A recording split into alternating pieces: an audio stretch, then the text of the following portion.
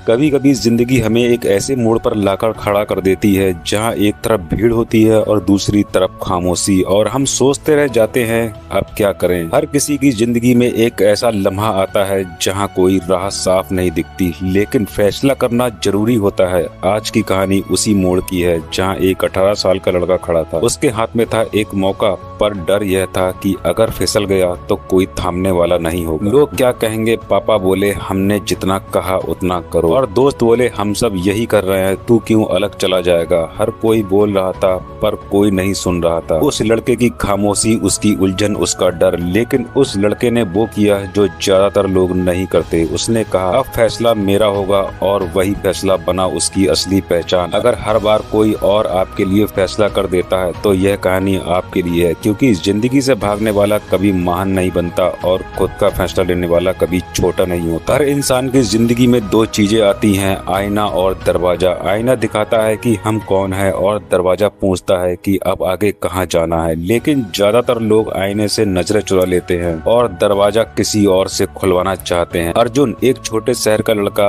होशियार, समझदार, लेकिन हमेशा उलझा हुआ। वो ऐसा लड़का था जो दूसरों की आवाज सुनकर खुद की आवाज भूल चुका था। स्कूल में अव्वल रहा, लेकिन जिंदगी के असली इम्तिहान में वो तक बैठा ही नहीं था। 12वीं पास की और अब वो उसी मोड़ पर खड़ा था जहां हर युवा खड़ा होता है। अब क्या करूं? माँ चाहती थी कि वह नौकरी करे, पापा चाहते थे वो सरकारी की तैयारी करे, दोस्त बोले हम सब यही कर रहे हैं, तू क्यों अलग चला जाएगा। ऐसा लग रहा था जैसे जिंदगी एक ट्रेन है, सबको तय स्टेशन पर ही उतरना है। पर अर्जुन को लग रहा था कि वो गलत ट्रेन में बैठा है। वो उलझ चुका था और अंदर ही अंदर घुट रहा था। रोज दीवारों से बातें करता, तकिए में चेहरा छुपाकर सो जाता। उसकी आंखें नींद में नहीं सवालों में डूबी रही। एक दिन अर्जुन इन सब बातों से परेशान होकर शहर से दूर निकल गया, बिना किसी को बताए बस चल पड़ा। चलते चलते वो एक वीरान जगह पर पहुंचा जहां एक पुरानी झोपड़ी थी। दूर दूर तक कोई नहीं था, सिर्फ हवा की आवाज और सूखी घास की सरसराहट। वहीं बैठे थे एक बौद्ध बाबा, शांत मुस्कुराता हुआ चेहरा, उनके चेहरे की झुर्रियां वक्त की समझ थी और आंखों में ऐसा सुकून था जो अर्जुन ने कभी महसूस नहीं किया था। अर्जुन उनके पास बैठ गया। काफी देर तक कोई कुछ नहीं बोला। वो खामोशी शायद अर्जुन के लिए नहीं थी, क्योंकि पहली बार कोई उसके सवालों को बिना टोके सुन रहा था। फिर बाबा ने पूछा क्यों आया है? अर्जुन बोला पता नहीं क्या करना है, सबके कहने पर चल रहा हूँ, डरता हूँ कि कहीं गलत फैसला ना हो जाए। बाबा मुस्कुराए, बोले दूसरों के कहने पर चलेगा तो मंजिल भी उनकी होगी, तेरी नहीं। गलत फैसला लेकर जो खुद संभलता है वो मजबूत बनता है, लेकिन सही फैसला भी अगर किसी और के कहने पर लिया जाए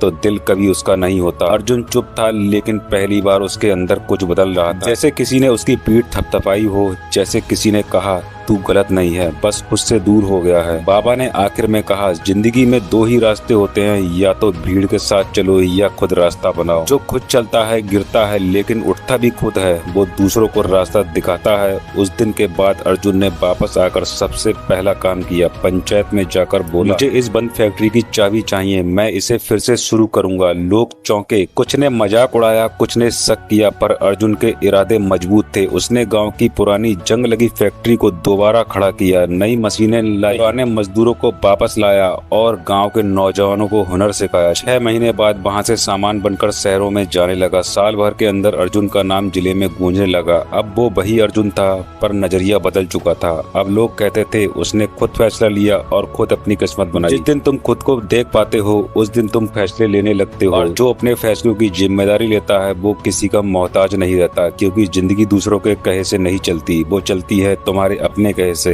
अब सुनो ध्यान से, इस वीडियो ने आपको सिखाया कि जिंदगी की जिम्मेदारी कैसे, लेकिन अगर आप ये नहीं समझे कि वक्त की कीमत क्या है तो आप फिर से वही गलती दोहराएंगे।